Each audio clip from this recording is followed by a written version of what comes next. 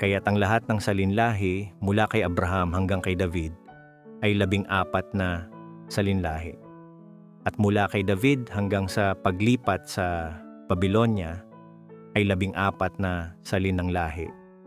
At mula sa paglipat sa Babylonia hanggang kay Kristo ay 14 na salin ng lahi.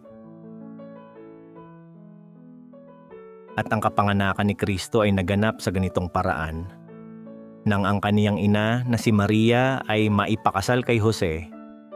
Bago sila pumasok sa bahay, ay nasumpungang siya'y nagdadalang tao sa Espiritu Santo. Ngunit ang kaniyang asawang si Jose, na isang taong matuwid, ay hindi nagnais na ipahiya siya sa publiko. Kaya't ipinasiya niyang paalisin siya ng palihim. Habang pinag-iisipan pa niya ang mga bagay na ito, nagpakita sa kanya ang isang anghel ng Panginoon sa kanyang pagtulog at nagsabi, "Jose, anak ni David, huwag kang matakot na pakasalan si Maria, sapagkat ang paglilihi sa kanya ay mula sa banal na espiritu. At siya'y manganganak ng isang lalaki, at tatawagin mo ang kaniyang pangalang Jesus, sapagkat ililigtas niya ang kaniyang bayan sa kanilang mga kasalanan." At nangyari ang lahat ng ito upang matupad ang sinabi ng Panginoon sa pamamagitan ng propeta na nagsasabi, "Masdan, ang isang birhen ay maglilihi at manganganak ng isang anak na lalaki, at tatawagin nila ang kanyang pangalang Emmanuel, na kung ipakahulugan, ang Diyos ay kasama natin." Pagkatapos ay bumangon si Jose mula sa kanyang pagkakatulog at ginawa ang iniutos sa kanya ng anghel ng Panginoon, at kinuha ang kanyang asawa.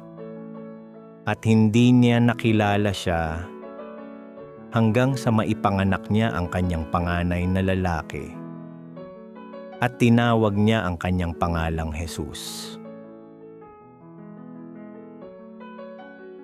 Nang ipanganak si Jesus sa Bethlehem ng Judea, noong mga araw ni Haring Herodes, ang mga pantas na tao mula sa silangan ay nagsidating sa Jerusalem na nagtatanong, "Nasaan ang bagong silang na hari ng mga Hudyo? Nakita namin ang kanyang bituin sa silangan at naparito kami upang sambahin siya." Nang marinig ito ni Haring Herodes, siya ay nabagabag, at ang buong Jerusalem nakasama niya. Kaya tinipon niya ang lahat ng mga punong pari at mga eskriba ng mga tao, at tinanong sila kung saan ipanganganak ang Kristo. Sumagot sila sa kanya, "Sa Bethlehem ng Judea, sapagkat ganito ang isinulat ng propeta, at ikaw, Bethlehem, sa lupain ng Huda, ay hindi sa anumang paraan ay pinakamaliit sa mga prinsipe ng Huda. Sapagkat mula sa iyo ay magmumula ang isang pinuno na magpapastol sa aking bayang Israel." Nang magkagayoy, tinawag ni Herodes ng lihim ang mga pantas, at nalaman sa kanila ang eksaktong oras ng paglitaw ng bituin, at sila'y sinugo niya sa Bethlehem na sinasabi, "Yumaon kayo at hanapin ninyong mainamang bata." Nang marinig nila ang hari, naglakbay sila. At narito ang bituin na kanilang nakita sa silanganan ay nauna sa kanila, hanggang sa tumayo sa kinaroroonan ng bata. Nang makita nila ang bituin, sila'y labis na nagalak. At pagpasok sa bahay ay nakita nila ang bata na kasama ni Maria na kaniyang ina. At sila'y nagpatira pa at sumamba sa kaniya. At binuksan nila ang kanilang mga kayamanan, at binigyan siya ng mga regalong ginto, kamangyan, at mira. Tatapu at palibhasa'y binalaan ng Diyos sa panaginip na huwag nang bumalik kay Herodes, ay umalis sila sa kanilang sariling lupain sa ibang daan. At nang sila'y makaalis na, narito ang isang anghel ng Panginoon ay napakita kay Jose sa kaniyang pagtulog na nagsasabi, "Bumangon ka, dalhin mo ang bata at ang kaniyang ina, at tumakas ka sa Ehipto, at doon ka hanggang sasabihin ko sa iyo, sapagkat mangyayari, nahahanapin ni Herodes ang bata upang siya'y patayin." Nang magkagayoy, bumangon siya at dinala ang bata at ang kaniyang ina sa gabi at umalis sa Ehipto at nanatili doon hanggang sa kamatayan ni Herodes upang matupad ang sinalita ng Panginoon sa pamamagitan ng propeta na nagsasabi, "Mula sa Ehipto ay tinawag ko ang aking anak."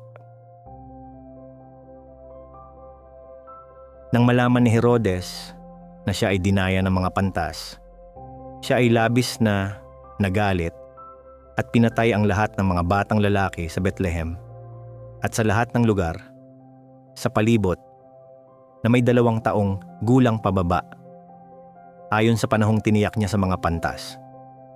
Nang magkagayoy nangyari ang sinalita ni Jeremias na propeta na nagsasabi, "Isang tinig ang narinig sa Rama, panaghoy at malaking pagdadalamhati, gaya ng panaghoy ni Raquel para sa kaniyang mga anak, at tumangging maaliw sapagkat wala na sila."